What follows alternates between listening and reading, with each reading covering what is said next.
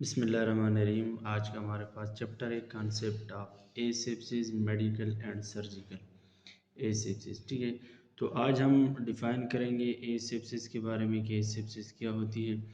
तो इसी चैप्टर का ऑब्जेक्टिव है कि at the end of session learner will be able to number first identify the six component of chain of infection, number two explain example of way that infection may occur, third describe factor that increase the risk of infection in various setting, and four discuss the role of healthcare personnel and health in infection control। ये चार issue है इसी chapter का, ये हम इंशाल्लाह detail के साथ पढ़ेंगे।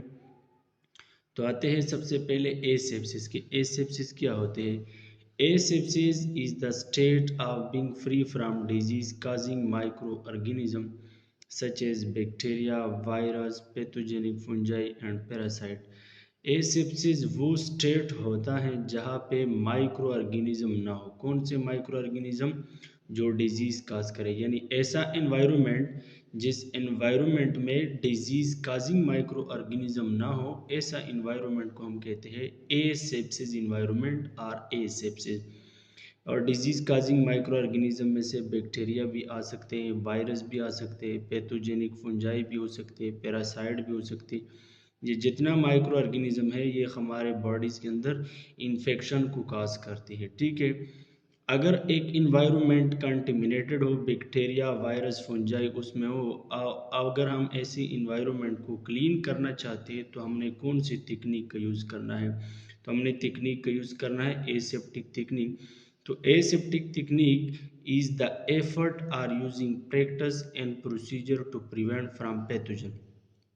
देखिए, एक सेप्सिस इन्वायरमेंट, कंटेमिनेटेड इन्वायरमेंट, ऐसा इन्वायरमेंट जिसमें वायरस बैक्टीरिया मौजूद हो, तो ऐसी इन्वायरमेंट से वायरस बैक्टीरिया को रिमूव करने के लिए आप जो टेक्निक इस्तेमाल करते हैं उस टेक्निक को कहते हैं एसेप्टिक टेक्निक। एसेप्टिक टेक्निक वो टेक्निक्स होता है जिसके ज़रिए हम वायरस, बैक्टीरिया या अदर पैथोजेनिक माइक्रो ऑर्गेनिज्म को रिमूव करते हैं किसी भी कंटेमिनेटेड इन्वायरमेंट से।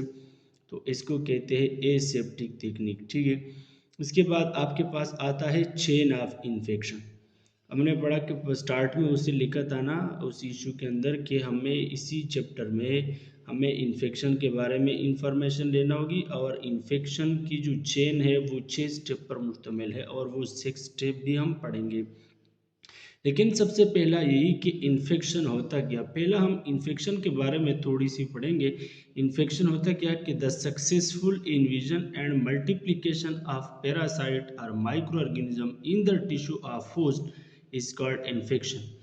ये इसी स्लाइड में नहीं है, ये थोड़ी सी हम एक्स्ट्रा पढ़ाते हैं। ठीक है, इन्फेक्शन क्या होता है कि जब आपकी बॉडी में कोई माइक्रो ऑर्गेनिज्म एंट्री करे, ठीक है, और एंट्री करने के बाद आपके बॉडी के अंदर वो मल्टीप्लिकेशन स्टार्ट करे और कोई डिजीज काज कर ले, तो इसको कहते हैं इन्फेक्शन। यानी इन्फेक्शन में तीन बातें हमने की।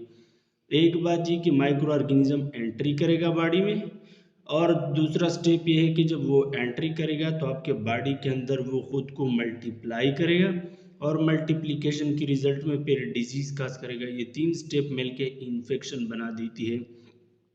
लेकिन इन्फेक्शन पे डिफरेंट टाइप का होता है। सबसे पहला होता है प्राइमरी इन्फेक्शन। प्राइमरी इन्फेक्शन क्या होता है? इनिशियल इन्फेक्शन विद पैरासाइट और micro organism in a host. ठीक है, प्राइमरी इन्फेक्शन क्या होती है? जब आपके बॉडी में फर्स्ट टाइम कोई माइक्रो ऑर्गेनिज्म एंट्री करे और आपके बॉडी के अंदर एक डिजीज काज करे, तो ये प्राइमरी इन्फेक्शन है। ठीक है, यानी आपके बॉडी को फर्स्ट टाइम कोई पैथोजन एंटर हुआ और आपके बॉडी के अंदर कोई डिजीज उसने काज किया, तो ये हुआ प्राइमरी इन्फेक्शन। दूसरा टाइप है इन्फेक्शन का री इन्फेक्शन। री इन्फेक्शन क्या होता है? Subsequent infection by the same parasite और micro organism in the host. Reinfection, subsequent infection by the same parasite or microorganism in the host are termed as reinfection।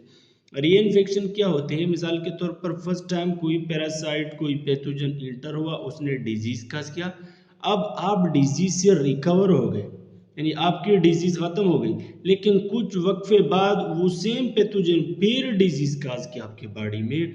तो जब उसने second time disease cause किया, first time तो आप recover हो गए एक डिजीज से, अब वो सेम पैरासाइट फिर डिजीज काज किया, तो इसको कहते हैं री इन्फेक्शन। इन्फेक्शन का एक थर्ड किस्म भी है जिसको हम कहते हैं सेकेंडरी इन्फेक्शन।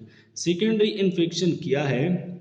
डिफिनेशन है सेकेंडरी इन्फेक्शन का कि when a resistance of host is lowered by pre-existing infection disease, that time a new parasite set up an infection in a host termed as secondary infection. Secondary infection क्या है कि when a resistance of host is lowered by a pre-existing infectious disease, that time a new parasite set up an infection in a host termed as secondary infection. Secondary infection क्या होती है? मिसाल के तौर पर आपके बॉडी में first time कोई पैरासाइट, कोई पैथोजन इंटर हुआ आपके बॉडी में, उसने कोई डिजीज काज की। अब जब उसने डिजीज काज की तो आपकी इम्यून सिस्टम कुछ हद तक कमज़ोर हो जाती है, तो फिर दूसरा पैरासाइट आती है, दूसरा पैथोजन बॉडी में एंटर होती है, और फिर वो दूसरा पैथोजन भी या दूसरा पैरासाइट भी बॉडी के अंदर डिजीज काज करती है। तो यानी जो पहला पैरासाइट आया ना, उसी फर्स्ट पैरासाइट ने सेकेंड पैरासाइट के लिए मुंह का आसान किया डिजीज करने के लिए। अब जो सेकेंड पैरासाइट डिजीज काज करती है इसको हम कहते हैं सेकेंडरी इन्फेक्शन, ठीक है। और इन्फेक्शन का एक और भी किस्म है फोकल इन्फेक्शन। फोकल इन्फेक्शन क्या होते हैं? It indicate a condition where due to infection are sepsis at localized sites such as appendix और टॉन्सिल। फोकल इन्फेक्शन क्या होते हैं? फोकल इन्फेक्शन एक ऐसे इन्फेक्शन जो एक स्पेशल एरिया में होती है, एक लोकलाइज एरिया में होती है, ठीक है। मिसाल के तौर पर अगर इन्फेक्शन कहा बॉडी में अपेंडिक्स को हुआ या टांसल को हुआ, तो ये आपके पास क्या है? Focal infection. यानी फोकल इन्फेक्शन में एक स्पेशल एरिया को, मिसाल के तौर पर अपेंडिक्स या टांसिल से अगर एक स्पेशल एरिया को इन्फेक्शन काज हुई तो उसको कहते हैं फोकल इन्फेक्शन। और इन्फेक्शन का एक और किस्म है cross infection. Cross infection when a patient is already suffered from a disease, a new infection is set up from other host or external source is called as cross infection. cross infection क्या होती है? एक बंदे को already एक बीमारी है, ठीक है, और दूसरा बीमारी किसी दूसरे बंदे से उसको लगी, तो ऐसे इन्फेक्शन को कहते हैं क्रॉस इन्फेक्शन। और एक और किस्म है नोजोकॉमियल इन्फेक्शन। नोजोकॉमियल इन्फेक्शन यानी वो डिजीज जो किसी पेशेंट को हॉस्पिटल में लग जाए। मिसाल के तौर पर कोई पेशेंट है, वो हॉस्पिटल पे आया, उसका तो एक ऑलरेडी बीमारी है, उसकी ट्रीटमेंट के लिए आया, लेकिन हॉस्पिटल में कोई और डिजीज भी उसको लग गई। अब हॉस्पिटल में जो डिजीज उसको लग गई उसको कहते हैं नोजोकॉमियल इन्फेक्शन। एक और किस्म है इन्फेक्शन का iatrogenic infection, IATROGENIC, iatrogenic infection. Iatrogenic infection वो इन्फेक्शन होता है कि जब हॉस्पिटल के अंदर कोई पेशेंट है और उस पेशेंट को डिजीज लग गई फिजिशियन की वजह से, डॉक्टर या नर्स की वजह से। यानी डॉक्टर या नर्स उसकी चेकिंग करता था और उसी चेकिंग करते वक्त कोई गलत इन्वेस्टिगेशन डॉक्टर ने की या नर्स ने की, कोई रॉन्ग प्रोसीजर उसने यूज़ किया, और इसी वजह से पेशेंट को एक सेकेंड डिजीज भी काज हुई, और ऐसी इन्फेक्शन को कहते हैं एट्रोजेनिक इन्फेक्शन, ठीक है। इन्फेक्शन का एक और किस्म भी है इन एपेरेंट इन्फेक्शन, या इसको आप सब क्लिनिकल इन्फेक्शन भी कहते हैं। इन एपेरेंट इन्फेक्शन या सब क्लिनिकल इन्फेक्शन, तो ये क्या होते हैं कि वेयर द क्लिनिकल सिम्टम और नॉट अपीयर, ठीक है। एक बंदे को बीमारी तो लग चुकी होगी लेकिन उस बीमारी का इलामत नहीं होती किसी पेशेंट के अंदर, ठीक है। तो ऐसे इन्फेक्शन को कहते हैं इन एपेरेंट इन्फेक्शन या सब क्लिनिकल इन्फेक्शन। यानी डिजीज है लेकिन डिजीज का सिम्टम अपीयर नहीं है, तो ऐसे इन्फेक्शन को कहते हैं सब क्लिनिकल इन्फेक्शन या इन एपेरेंट इन्फेक्शन। और ये लास्ट इन्फेक्शन का एक किस्म है लेटेंट इन्फेक्शन। लेटेंट इन्फेक्शन कौन सा इन्फेक्शन होता है? लेटेंट इन्फेक्शन वो इन्फेक्शन होता है जिसमें एक पेशेंट के अंदर पैथोजन लेटेंट फॉर्म में होते हैं, हिडन फॉर्म में होते हैं, वो छुपा हुआ होते हैं, ठीक है। यानी ऐसे इन्फेक्शन जिसमें एक पेशेंट के अंदर जो पैथोजन्स होते हैं वो छुपी हुई होती है, वो हिडन होता है, लेटेंट होती है, ठीक है। और जब बॉडी के इम्यून सिस्टम कमज़ोर हो जाते हैं तो फिर वो खुद को एक्सप्रेस कर देती हैं, तो इसको कहते हैं लेटेंट इन्फेक्शन, ठीक है। अब आते हैं चेन ऑफ इन्फेक्शन की तरफ। चेन ऑफ इन्फेक्शन में उसने लिखा है कि model use to understand the infection process. Chain of infection हम क्यों स्टडी करते हैं? चेन ऑफ इन्फेक्शन हम इसलिए स्टडी करते हैं ताकि हमें इन्फेक्शन प्रोसेस के बारे में समझ आ जाए कि इन्फेक्शन एक बंदे के अंदर होती किस तरह। मिसाल के तौर पर माइक्रो ऑर्गेनिज्म पहला बॉडी में एंट्री करती है, फिर बॉडी के अंदर मल्टीप्लिकेशन होती है, फिर कुछ जब वो डिजीज काज कर देती हैं तो फिर वो पैथोजन या वो माइक्रो ऑर्गेनिज्म फिर बॉडी से बाहर जाते हैं। ये सारा इन्फेक्शन प्रोसेस है। तो इन्फेक्शन प्रोसेस को समझाने के लिए हम चेन ऑफ इन्फेक्शन पढ़ते हैं, ठीक है। दूसरा है कि each link represent step in transmission of infection. इस चेन ऑफ इन्फेक्शन में हम जितना भी स्टेप पढ़ेंगे ये सारा स्टेप आपको बता देगा कि ये इन्फेक्शन एक बंदे से दूसरे बंदे से किस तरह ट्रांसमिट होती है। तो सबसे पहला है इन्फेक्शियस एजेंट। इन्फेक्शियस एजेंट क्या होता है? Any disease causing micro organism, example bacteria, virus, fungus. हर वो एजेंट, हर वो माइक्रो ऑर्गेनिज्म जो एक डिजीज को काज कर ले, जो बीमारों को काज करती है, उसको कहते हैं इन्फेक्शियस एजेंट, चाहे वो बैक्टीरिया हो, वो वायरस हो या वो फंगस हो। दूसरा होता है रिजर्वायर। रिजर्वायर क्या होता है? Reservoir where a micro organism normally lives and reproduce, example human, animal, water, food. Reservoir क्या होते हैं? जहां पर ये माइक्रो ऑर्गेनिज्म रहता है और अपनी नस्ल को बढ़ा देती है, रिप्रोड्यूस कर देती है, वो होता है रिजर्वायर। रिजर्वायर का मतलब यही कि माइक्रो ऑर्गेनिज्म जिस जगह पे रहते, कौन से घर में रहते, कौन से इलाके में रहते, कौन से बाजार में रहते, ये इलाका, ये घर, ये बाजार, उसके लिए क्या है? रिजर्वायर है। और ये है क्या? ह्यूमन, एनिमल, वाटर, फूड के अंदर ये माइक्रो ऑर्गेनिज्म रहते हैं, ठीक है। तो इसके अलावा आते हैं हम पोर्टल ऑफ एग्जिट। लेकिन पोर्टल ऑफ एग्जिट से पहले ये रिजर्वायर ह्यूमन भी हो सकता है, ये एनिमल भी हो सकते हैं, ये वाटर भी हो सकते हैं, ये फूड भी हो सकते हैं। थोड़ी सी इसको एक्सप्लेन करते हैं। देखिए, ह्यूमन सोर्स ऑफ इन्फेक्शन हो सकता है, यानी रिजर्वायर हो सकते हैं, ठीक है। एक इंसान से दूसरे इंसान को, एक ह्यूमन से दूसरे ह्यूमन को डिजीज ट्रांसफर हो सकती है, जो कंटेजियस डिजीज है, कॉन्टामिनेटेड डिजीज है, ऐसे डिजीज जो कांटेक्ट की वजह से स्प्रेड होती है, फैल जाती है, तो एक ह्यूमन से दूसरे ह्यूमन को ट्रांसफ़र हो सकती है। लेकिन एक ह्यूमन से दूसरे ह्यूमन को ट्रांसफ़र करने के लिए कैरियर होनी चाहिए। एक पेशेंट से नॉर्मल बंदे को जब डिजीज़ ट्रांसफ़र होती है तो यहाँ पर कैरियर होनी चाहिए। कैरियर इस डिजीज़ को लेती है। तो कैरियर मुख्तलिफ किस्म की तरह होती है। एक होता है हेल्दी कैरियर, दूसरा होते हैं कन्वेल्सेंट कैरियर, ठीक है। हेल्दी कैरियर क्या होते हैं? Healthy carrier is one who harbour the pathogen but has never suffered from the disease caused by the pathogen. Healthy carrier वो कैरियर होता है जो पैथोजन को इंटर करता है, लेकिन ये पैथोजन जो डिजीज काज करती हैं वो डिजीज का इफेक्ट नहीं होता हेल्दी कैरियर के ऊपर। मिसाल के तौर पर आपके पास कोई पैथोजन है और दूसरा हेल्दी कैरियर है, तो हेल्दी कैरियर इस पैथोजन को इंटर करती है, लेकिन ये पैथोजन इसी कैरियर के अंदर किसी किस्म की डिजीज काज नहीं कर सकती, ठीक है। तो ये हुआ हेल्दी कैरियर। दूसरा होता है convalescent carrier. Convalescent carrier is one who has recovered from the disease and continue to harbour that pathogen in his body. तो कन्वेल्सेंट कैरियर कौन सा होते हैं? कन्वेल्सेंट कैरियर वो कैरियर होते हैं जो एक बार उसके अंदर ये डिजीज हो चुकी होगी, लेकिन अब अगर वो इस पैथोजन को हार्बोर कर ले लेकिन उसके अंदर इफेक्ट नहीं होता, ठीक है। यानी इसी पैथोजन ने उसके अंदर ऑलरेडी ये डिजीज काज किया होगा, लेकिन अब वो रिकवर हो चुका है। अब अगर वो उसी कैरियर के अंदर एंटर हो जाए लेकिन कुछ इफेक्ट नहीं करता, ठीक है।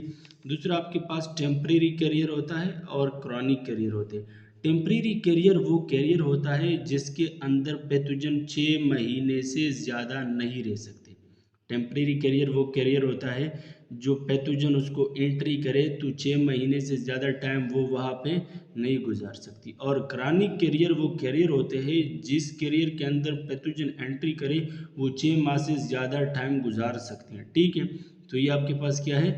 ये आपके पास क्रॉनिक कैरियर है। और कैरियर का एक और किस्म है कॉन्टैक्ट कैरियर। कॉन्टैक्ट कैरियर का क्या मतलब? कॉन्टैक्ट कैरियर का मतलब ये है कि मिसाल के तौर पर कोई पेशेंट है, आप पेशेंट के साथ डायरेक्ट मिल गए और पेशेंट से डायरेक्ट आपको एक डिजीज ट्रांसफर हो गई, तो आप एज ए कॉन्टैक्ट कैरियर है, ठीक है। और दूसरा कैरियर है पैराडॉक्सियल कैरियर। पैराडॉक्सियल कैरियर वो कैरियर होती है जब आप पेशेंट के साथ डायरेक्ट तो नहीं मिले होते, लेकिन पेशेंट के साथ कोई और महिला होती है तो डिजीज उसको ट्रांसफर होती है, फिर वो दूसरे बंदे से आपको ट्रांसफर हुई। तो ऐसे जो मेड वाला बंदा है, सेकंड बंदा है, इसको कहते हैं पैराडॉक्सियल कैरियर। ठीक है। और एनिमल भी एज ए रिजर्वायर काम करती है। देखिए बाज ऐसा पैथोजन है जो इंसान के अंदर, ह्यूमन के अंदर भी डिजीज काज कर सकती है, एनिमल के अंदर भी डिजीज काज कर सकती है। लेकिन बाज ऐसी एनिमल है जो हमारे लिए नुकसानदेह है, यानी बाज ऐसी एनिमल है जिसके अंदर ऐसी बीमारियां है जो वो बीमारियां जानवर से इंसान तक भी पहुंच सकती है, यानी ट्रांसफर हो सकती है from the animal to human. और याद रखना इम्पॉर्टेंट पॉइंट है कि वो डिजीज जो एनिमल से ट्रांसफर हो जाए ह्यूमन को, ऐसी डिजीज को हम कहते हैं zoonotic disease. Zoonotic disease, ZOONOTIC, zoonotic disease. A disease which is transfer from animal to human is called zoonotic disease. ये मुख्तलिफ किस्म की हो सकती है, एक बैक्टीरियल डिजीज़ भी हो सकती है, ये फंगल भी हो सकती है, ये प्रोटोजुअल भी हो सकती हैं, ये आपके पास वायरल भी हो सकती है। मिसाल के तौर पर अगर आप रेट के अंदर एक डिजीज़ होती है प्लेगो, रेट के अंदर एक डिजीज़ काज है प्लेगो ये बैक्टीरियल डिजीज़ है, ये रेट से ट्रांसफ़र हो सकती है ह्यूमन के अंदर। इसके अलावा अगर आप एग्जांपल लें प्रोटोजुअल का, तो प्रोटोजुअल केट, बिल्ली जो होती हैं, केट के अंदर एक डिजीज़ काज होती है टॉक्सोप्लाज्मासिस। ये टॉक्सोप्लाज्मासिस एक्चुअली केट के अंदर ये बीमारी होती है, ठीक है, प्रोटोजोआ की वजह से, और ये इंसान को शिफ्ट हो सकती है, ट्रांसफर हो सकती है। इसी तरह अगर आप वायरल डिजीज की बात करें, देखिए डाग के अंदर एक बीमारी होती है रेबीज, ठीक है, रेबीज, ये रेबीज वायरस की वजह से, और ये रेबीज डिजीज जो डाग के अंदर होती है ये इंसान को भी ट्रांसफर हो सकती है, ठीक है। इसके अलावा अगर आप फंगल डिजीज की बात करें तो फंगल डिजीज डाग और कैट के अंदर एक डिजीज़ है, उसका नाम है ज़ूफिलिक डर्मेटोफाइड। ज़ूफिलिक डर्मेटोफाइड ये एक डिजीज़ है जो केट्स और डाग के अंदर होती है, ठीक है। ये फंगल डिजीज़ है और ये डिजीज़ फिर ट्रांसफ़र हो सकती है कहाँ पे, ह्यूमन के अंदर, ठीक है।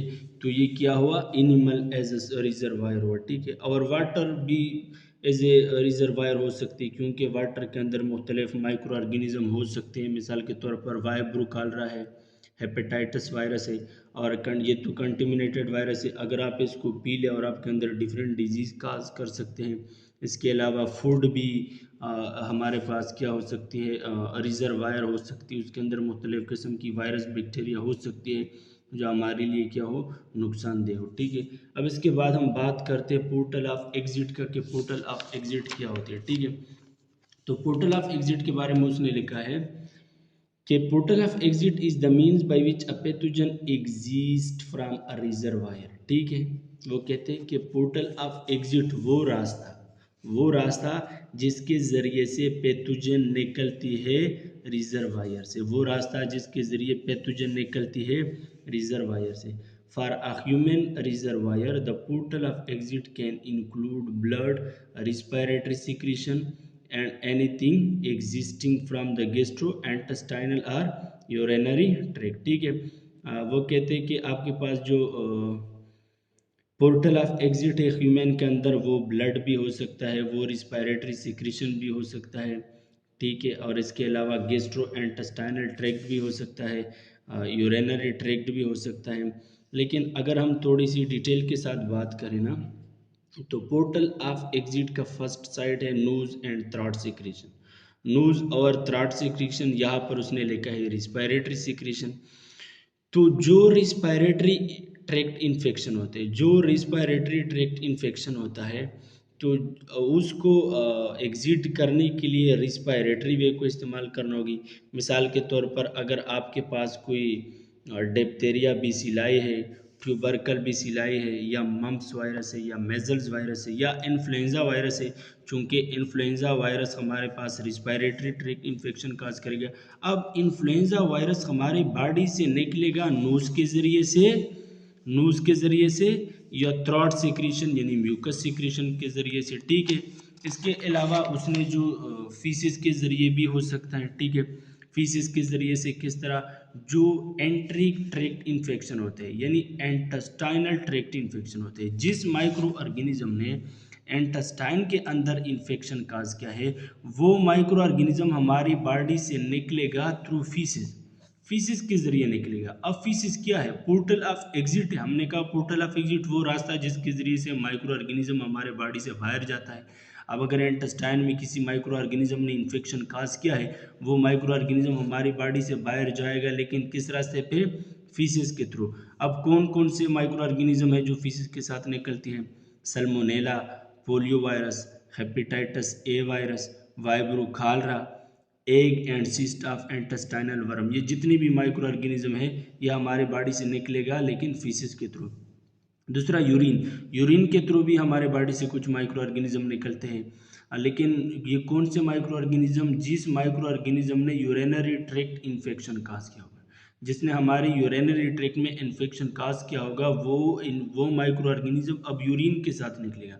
मिसाल के तौर पर सल्मोनेला टाइफी या ट्यूबरकल बेसिलाई। अब 4 है स्किन, जिन माइक्रो ऑर्गेनिज्म ने स्किन के अंदर इन्फेक्शन काज किया होगा वो स्किन के जरिए ही निकलेगा, यानी उसका पोर्टल ऑफ एग्जिट क्या होगा, स्किन होगा, ठीक है।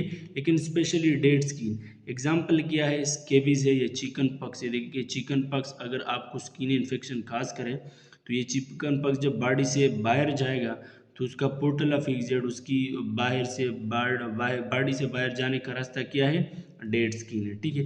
दूसरा है जेनिटल सिक्रीशन, वो माइक्रो ऑर्गेनिज्म जिसने सेक्सुअली ट्रांसमिटेड इन्फेक्शन काज किया होगा, यानी हमारे जो रिप्रोडक्टिव ऑर्गन है अगर उसमें किसी किस्म का इन्फेक्शन काज किया होगा तो ये माइक्रो ऑर्गेनिज्म बॉडी से तो बाहर जाएगा लेकिन थ्रू द जेनिटल एरिया, ठीक है। मिसाल के तौर स्पर्म और वेजाइनल सिक्रीशन से जाएगा बाहर। तो इसका एग्जाम्पल क्या है, गोनोकोकस एंड सेफाइलस, ये 2 माइक्रो ऑर्गेनिज्म हैं जो जेनेटल सिक्रीशन के साथ बॉडी से बाहर जाती है।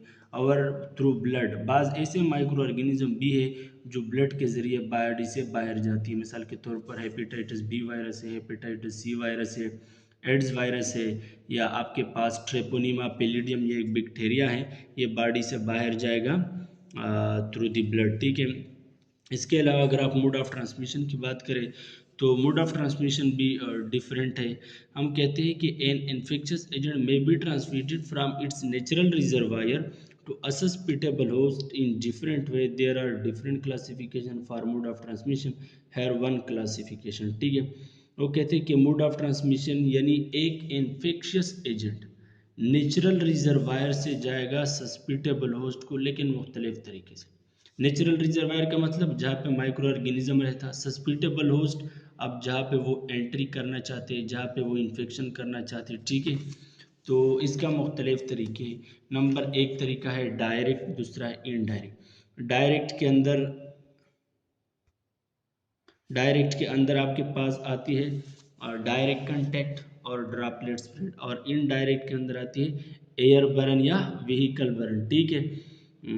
इसके अलावा अगर आप उसकी पोर्टल ऑफ एंट्री की बात करें कि अब पोर्टल ऑफ एंट्री क्या होती है, तो पोर्टल ऑफ एंट्री में यानी infectious agent get into the body through various portal of entry including the mucous membrane, non-intact skin, respiratory, gastrointestinal and gastrourinary tract. Pathogen often enter the body of the host through the same route they existed the reservoir. Example, airborne pathogen from one person's sneeze can enter through the nose of another person.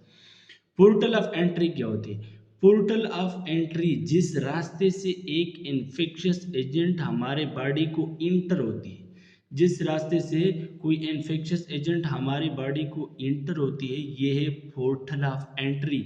अब ये last में लिखा है जिस रास्ते से वो micro organism body से बाहर गया वो तो उसका पोर्टल ऑफ एग्जिट है, उसी ही रास्ते से ये बॉडी को इंटर होगा, जब बॉडी को इंटर होगा ये उसका पोर्टल ऑफ एंट्री है, ठीक है।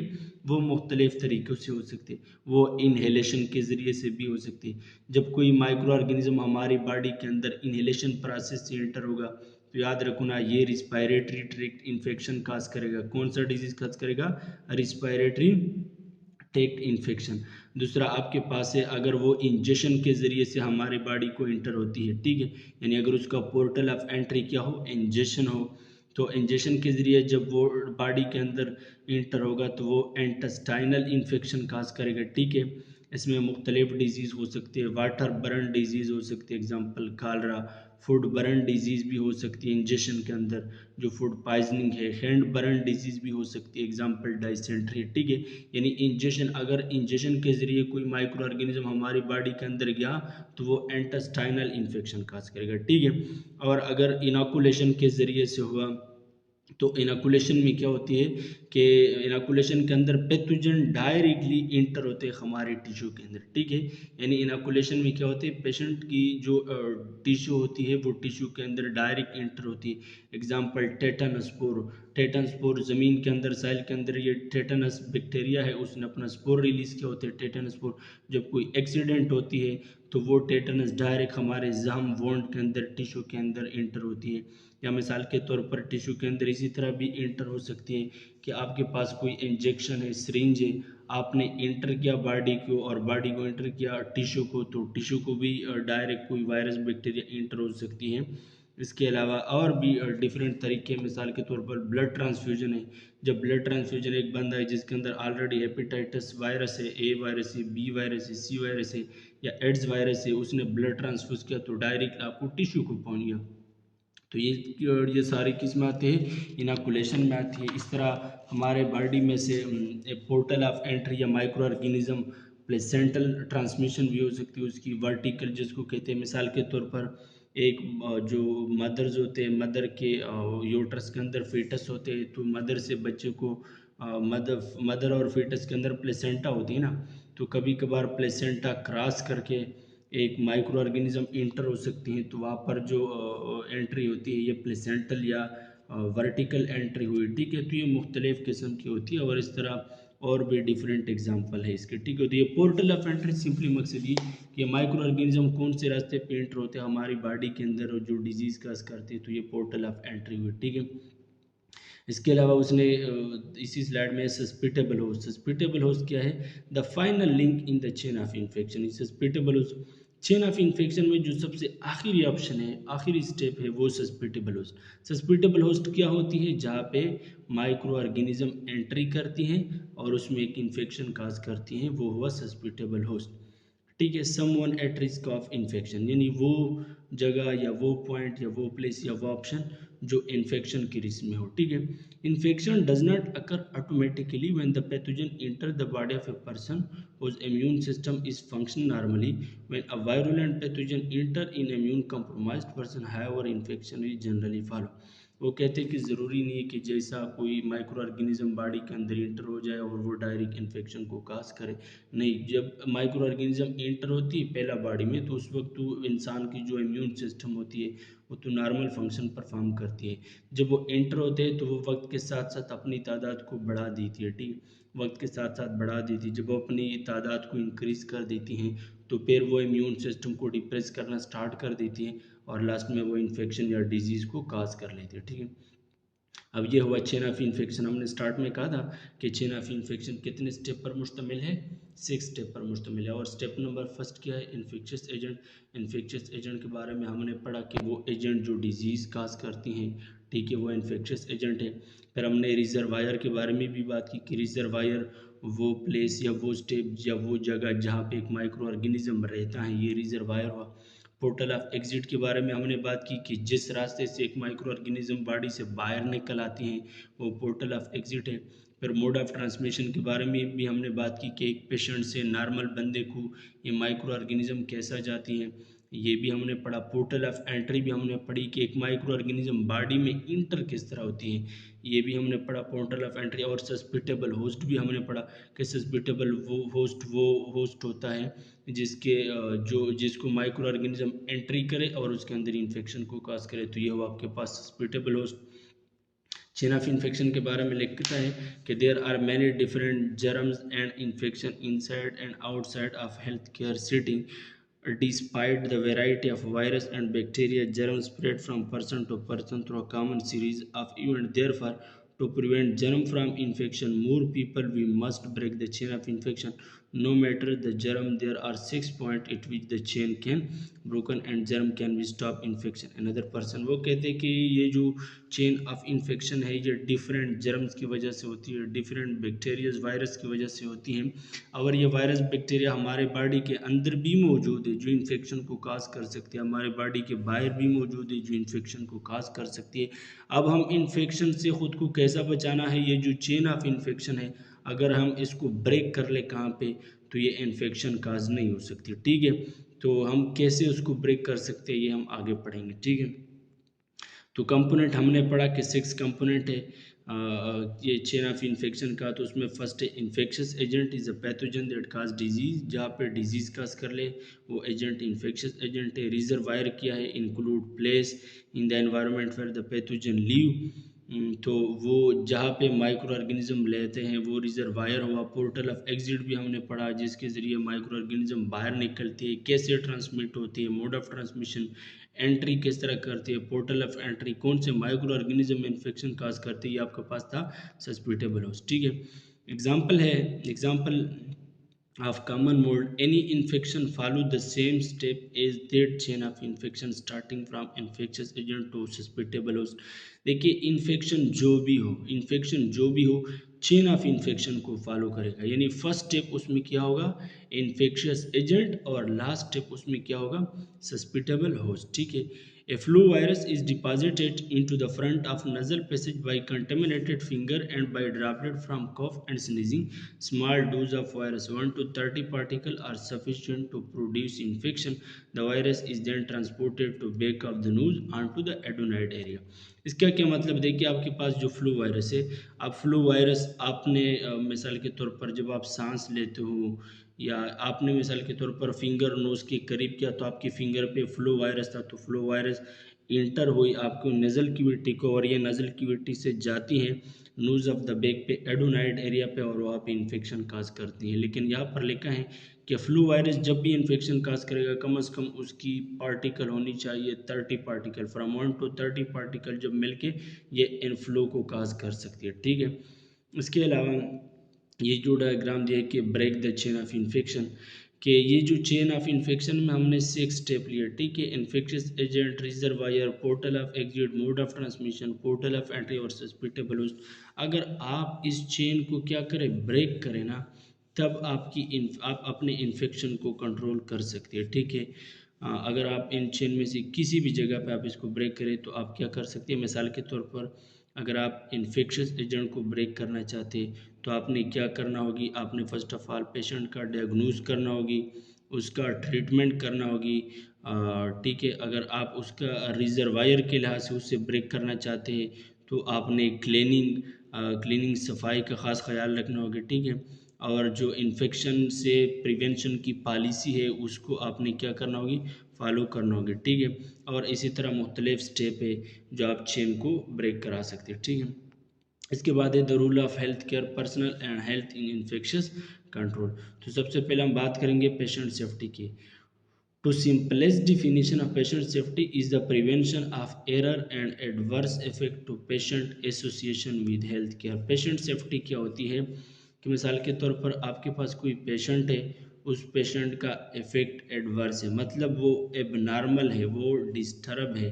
अब आपने उसका ख्याल रखना होगी ताकि वो रिकवर हो जाए, तो ये पेशेंट सेफ्टी है। Patient safety is the discipline in health care sector that applies safety sciences method toward the goal of achieving our trustworthy system of health care delivery. तो पेशेंट सेफ्टी की आप second definition यूँ भी कर सकते हैं कि जो हेल्थ केयर सेक्टर होता है, हेल्थ केयर सेक्टर का मतलब आपके पास कोई हॉस्पिटल होती है, उस हॉस्पिटल में कोई पेशेंट आ जाए तो उसी हॉस्पिटल का अपना एक सेफ्टी साइंस मेथड होता है, सेफ्टी साइंस रोल होते हैं। तो सेफ्टी साइंस रोल के मुताबिक आप पेशेंट को ट्रीट करती है उसको रिकवर करने के लिए, फिर भी पेशेंट सेफ्टी हुआ। Adverse medical event are widespread and preventable. ठीक है, और आपने उन रूल्स उन मेडिकल इवेंट्स को यूज़ करना होगी जो उसकी एडवर्स इफेक्ट को प्रिवेंट करें, मतलब आपने उन कवानीन उन रसूमात को यूज़ करना पड़ेगा जो इस बंदे की बीमारी को बचा ले, ठीक है। Much unnecessary harm is caused by health care error and system failure. कभी कभार ये भी हो सकता है कि आप तो उसकी ट्रीटमेंट करते हो लेकिन आप अपने सिस्टम की वजह से आपका सिस्टम फेल हो जाती है, या आप जो उसको केयर प्रोवाइड करते हो तो उसके एरर में एरर भी हो सकती है, ठीक है। तो आपने कोशिश करना होगी कि आपके सिस्टम का फेल्योर भी ना हो जाए और आप उसकी जो हेल्थ केयर करते हैं उसमें एरर भी ना आ जाए। जब आप में ये दो गलतियां निकालेंगे तो ये भी पेशेंट सेफ्टी में आएगा, ठीक है। और लेकिन अगर ये गलती आप में से है तो आपका पेशेंट सेफ नहीं है। Hospital acquired infection by poor hand washing. कभी कभार हो सकते हैं कि सिस्टम फेल्योर की वजह से या आप उसकी अच्छी तरीके से केयर नहीं करते तो आपकी इन दो वजूहात के बिना पे पेशेंट को आपकी वजह से कोई दूसरी बीमारी भी लग जाती है, ठीक है। या आप हैंड वॉशिंग नहीं करते।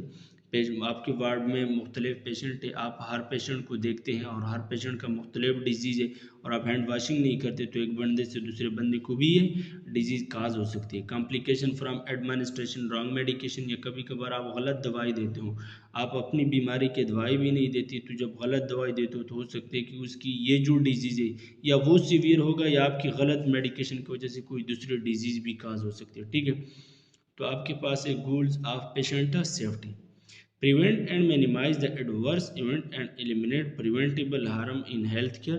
All healthcare professionals, include nurse, are responsible for in nursing patient safety.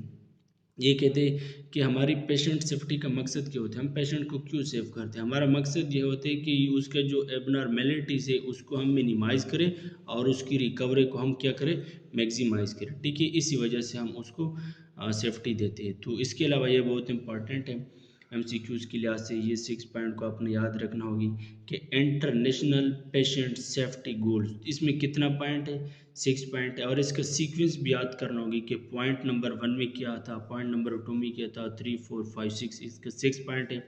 Point number first है कि आइडेंटिफाई पेशेंट करेक्टली। सबसे पहला आपने पेशेंट को सही तरह से आइडेंटिफाई करना है कि इस पेशेंट का प्रॉब्लम क्या है। जब आपने उसको आइडेंटिफाई किया कि पेशेंट की प्रॉब्लम डिजीज़ के बारे में आपको पता चला तो सेकंड स्टेप आपने क्या लेना है, इम्प्रूव इफेक्टिव कम्युनिकेशन। उसके साथ जो कम्युनिकेशन है आपके उसके पेशेंट और नर्स के साथ जो राब्ता होती है, जो कंटेक्ट होते हैं वो भी इफेक्टिव होनी चाहिए, ठीक है। अब जब कम्युनिकेशन भी इफेक्टिव हुआ तो स्टेप नंबर 3 आपका क्या होगा, improve the safety of high alert medication.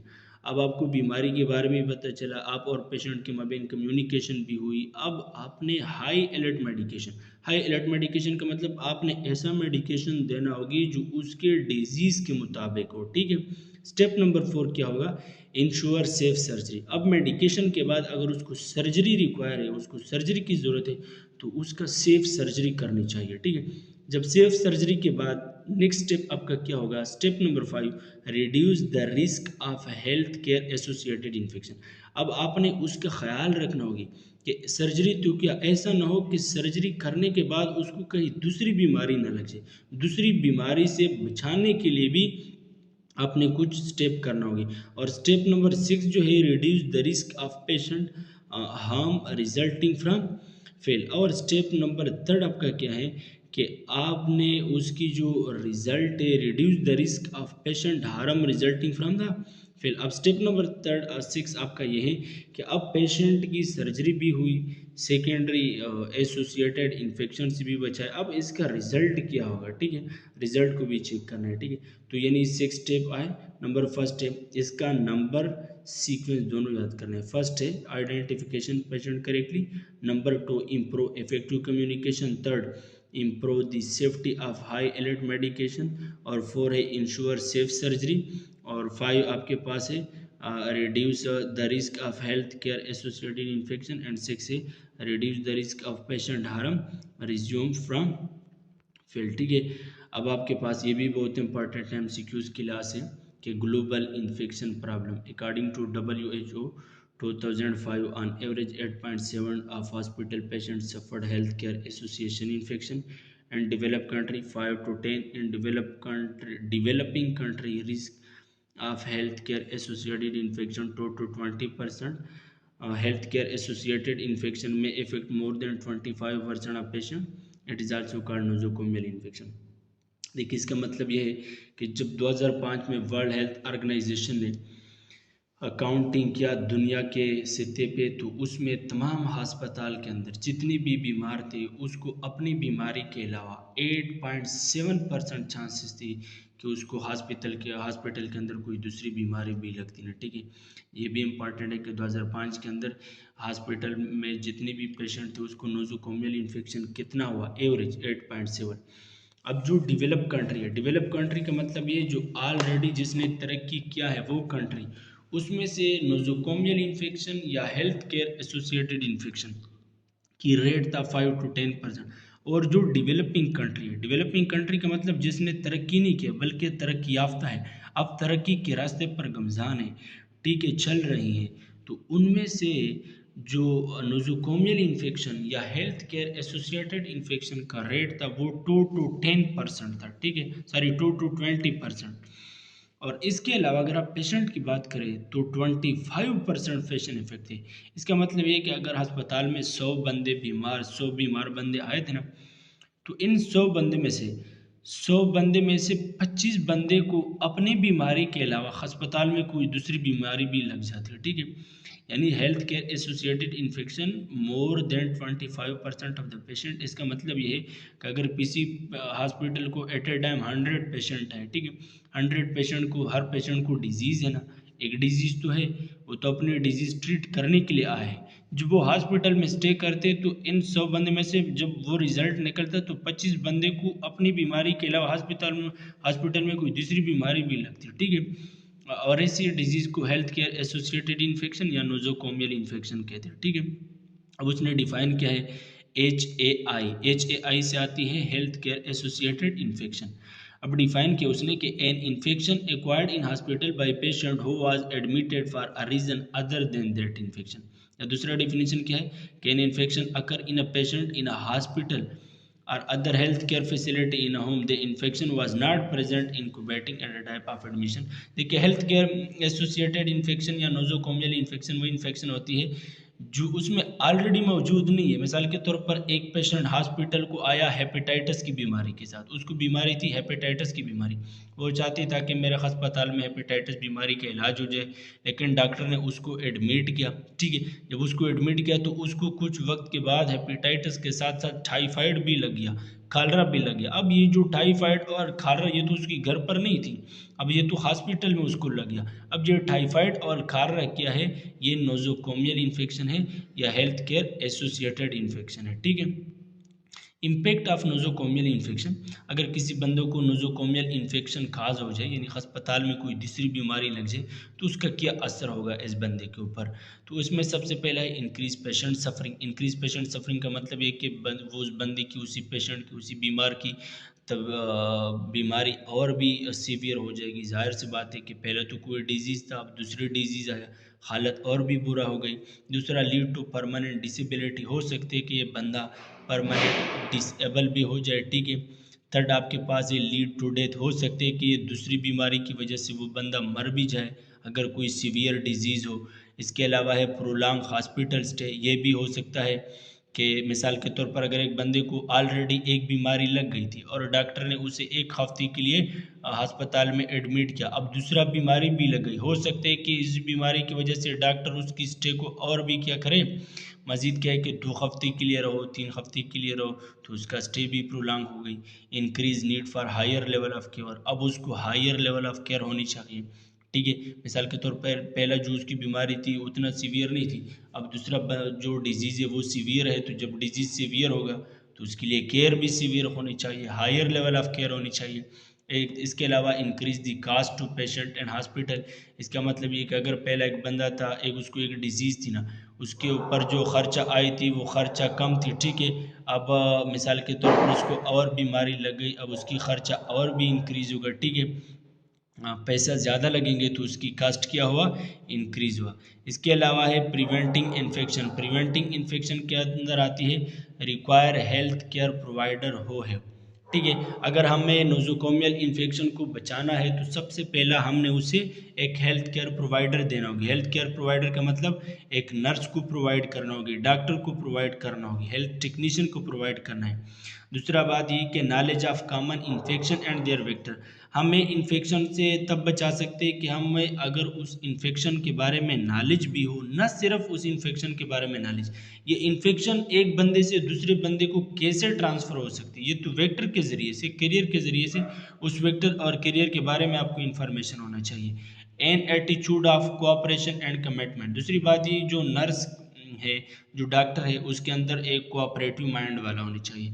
उसका माइंड ऐसा होनी चाहिए, उसका एटीट्यूड ऐसा होनी चाहिए जिसमें माविन हो, जिसमें इखलाक हो, जो वो अपनी ज़िम्मेदारी को ज़िम्मेदारी समझ लेते हैं। तो अगर एक नर्स और या एक डॉक्टर अपना ज़िम्मेदारी, अपना रिस्पॉन्सिबिलिटी को रिस्पॉन्सिबिलिटी नहीं सकते, तो वो किसी पेशेंट को इन्फेक्शन भी, पेशेंट का इन्फेक्शन का रिस्क ज़्यादा होगा। अगर वो अपनी ड्यूटी को ड्यूटी समझ सकते तो इसी पेशेंट की जो इन्फेक्शन का चांसेस है वो कम हो सकते हैं, यानी वो उसको प्रिवेंट कर सकते हैं। दूसरा, skill necessary to provide safe care, किसी पेशेंट को इन्फेक्शन से बचाने के लिए अगर किसी के पास स्किल है तो वो आसानी से प्रिवेंट कर सकते हैं, लेकिन अगर किसी नर्स या डॉक्टर के पास स्किल नहीं है तो वो उसका केयर सही तरह से नहीं कर सकती।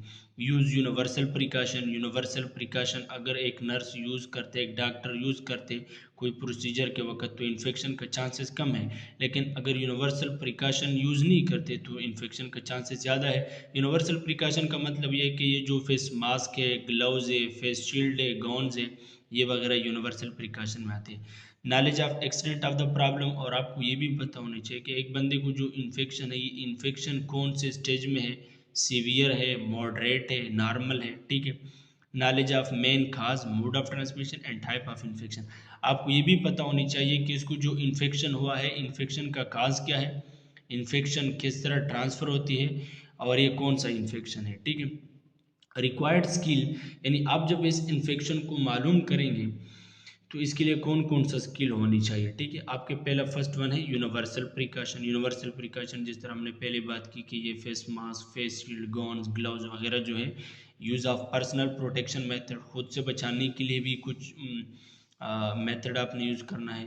No word do to do if expose, आपको ये पता भी होनी चाहिए कि अगर मैंने इन चीज़ों का इस्तेमाल नहीं किया और ये जो इन्फेक्शियस एजेंट है ये एक्सपोज हुआ तो इसका और कौन सा नुकसान होगी।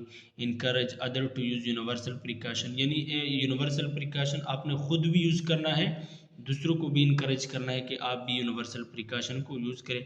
Observe patient for sign and symptom of infection, और जो पेशेंट है उसकी साइन और सिम्टम से आपने इन्फेक्शन के बारे में इन्फॉर्मेशन लेना होगी। यानी जब आप उसकी साइन और सिम्टम चेक करेंगे तो आपको पता होनी चाहिए कि इस बंदे का फलाना फलाना इन्फेक्शन है, ये उसका प्रॉब्लम है, ठीक है। मेन सोर्स ऑफ इन्फेक्शन क्या है, person to person, hand of health care provider, patient and attendant. इसका मतलब ये है कि मिसाल के तौर पर कोई पेशेंट है और नर्स डायरेक्ट उसके साथ मिला हैंड टू हैंड, ठीक है। तो ये जो पेशेंट है ये नर्स के लिए क्या है, सोर्स है, ठीक है। यानी इस नर्स इसी पेशेंट से नर्स को बीमारी ट्रांसफ़र हो सकती है, ठीक है। पर्सनल क्लॉथिंग और इक्विपमेंट, स्टेथोस्कोप और फ्लैश लाइट, ठीक है। अगर एक नर्स है वो गाउन्स का इस्तेमाल नहीं करती, वो डायरेक्ट अपने कपड़े में बीमार को चेक करती है, और अगर उसी बंदी की, उसी पेशेंट की हाथ लग गई उसके कपड़े पर, या उसकी जो इक्विपमेंट यूज़ करते हैं वो एहतियाती तरीके से इस्तेमाल नहीं करती, उसी इक्विपमेंट पर पेशेंट का हाथ लग गया, या पेशेंट कफिंग करता उस वक्त उसकी ड्रॉपलेट स्टेथोस्कोप पर लग गई या कपड़े पर लग गई, अब वो नर्स किसी बाहर किसी के साथ मिला और उसी इक्विपमेंट के साथ उसकी हाथ टच हुई तो दूसरे बंदे को यह डिजीज़ ट्रांसफ़र हुई। इन्वायरमेंटल कंटेमिनेशन से भी हो सकता है, अगर इन्वायरमेंट में कोई वायरस बैक्टीरिया हो, इन्फेक्शन हो सकती है। एयर बर्न ट्रांसमिशन भी हो सकते हैं, हॉस्पिटल स्टाफ हो और कैरियर, ठीक है।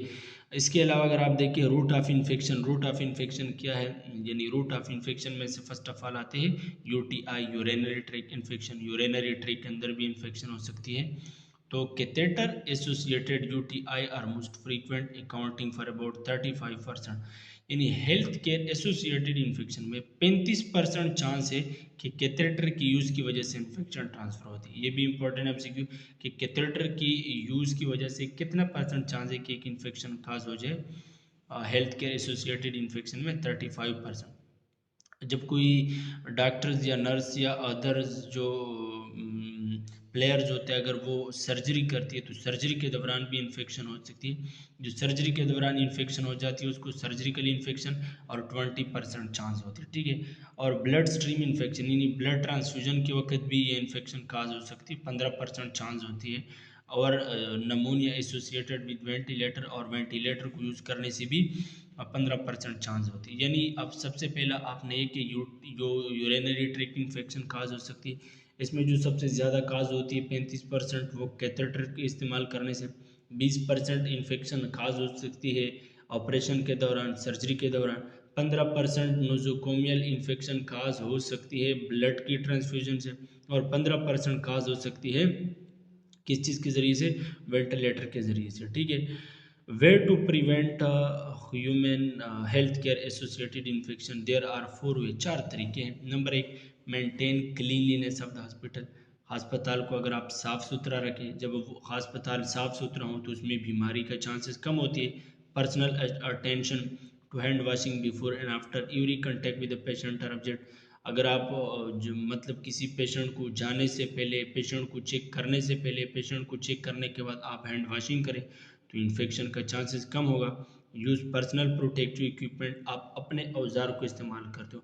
मिसाल के तौर पर आप किसी वार्ड में हैं, आपके वार्ड में जो भी इक्विपमेंट है उसको इस्तेमाल करें। ऐसा ना करें कि आपके हॉस्पिटल में, आपके वार्ड में इक्विपमेंट है और आप सर्जिकल वार्ड से कोई इक्विपमेंट लेते हैं तो इन्फेक्शन का चांसेस ज़्यादा होगा। Use and adipose of sharp safely, और आपने जो शार्प मिसाल के तौर पर इंजेक्शन होते हैं, जो शार्प ऑब्जेक्ट होते हैं, ठीक है, तो उनको आपने सेफली यूज़ करना होगा, ठीक है। ये हैंड वॉशिंग का तरीका बताया है। तो हैंड वॉशिंग में सबसे पहला कौन सा स्टेप लेना होगी, this is most important for MCQ कि हैंड वॉशिंग के अंदर कितना स्टेप है। अब डायरेक्टली आपको बता देगा कि स्टेप नंबर 5 में हम क्या करते हैं, ठीक है। तो इसको आपने याद रखना होगा कि स्टेप नंबर फर्स्ट में रब पाम टुगेदर, ठीक है, आपने हथेली को एक दूसरे के साथ मरोड़ना होगी। स्टेप नंबर 2 क्या है, रब the back of both hand. और स्टेप नंबर 3 में है कि इंटरफेस फिंगर एंड रब हैंड टुगेदर। स्टेप नंबर 4 है कि इंटरलॉक फिंगर एंड रब the back of finger of both hand. Step number 5 है रब the thumb in a rotating manner followed by the area between index finger and thumb for both hand. Step number 6 है रब finger on palm for both hand. और step number 7 जो है रब both wrist in rotating manner rises dry thoroughly, ठीक है। और ये जो आपको दिया है कि जब आप पेशेंट के पास जाते हो तो उस वक्त आपने कौन कौन सी चीज़ों का ख्याल रखना होगा, ठीक है। हैंड वॉशिंग करना होगी जब बिफोर टचिंग अ पेशेंट, आपने पेशेंट को बिल्कुल टच किया ही नहीं, उससे पहले आपने हैंड वॉशिंग करना होगी। अब देखिए, एक पेशेंट के पास आप गया ही नहीं, अब हैंड वॉशिंग क्यों करते, इसलिए हम हैंड वॉशिंग करते कि ऐसा ना हो कि एयर की वजह से आपके हाथ पे कोई वायरस बैक्टीरिया मौजूद हो। जैसे आप पेशेंट के पास जाए तो आपने पेशेंट को एक दूसरा वायरस बैक्टीरिया भी ट्रांसफ़र किया, तो इसलिए पेशेंट को जाने से पहले आपने हैंड वॉशिंग ज़रूर करना है, ठीक है। अब फिर कैसा, बिफोर क्लीन एसेप्टिक प्रोसीजर, ठीक है। दूसरी बात यही कि जब आपने कोई प्रोसीजर किया ना, तो प्रोसीजर करने के बाद भी आपने हैंड वॉशिंग करना है, या प्रोसीजर किया ही नहीं फिर भी आपने क्या करना है, हैंड वॉशिंग करना है।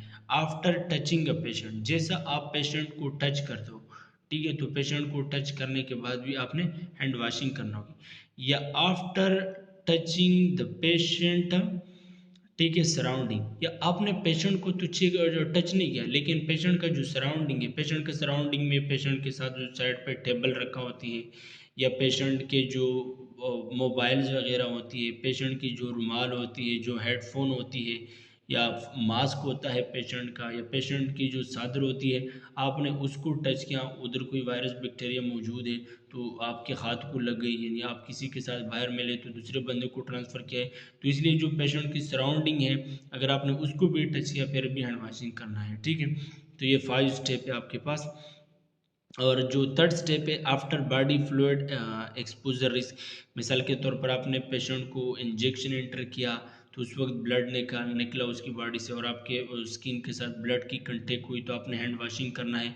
या मिसाल के तौर पर लेबॉर्ट्री के लिए टेस्ट रिक्वायर है, अब उसके लिए ब्लड चेक करते हो, ठीक है। तो जितने भी जब उसकी बॉडी से फ्लूइड रिलीज हो जाए, ब्लड रिलीज हो जाए, तो इन 5 स्टेप आपने ज़रूर हैंड वॉशिंग करना होगा, ठीक है।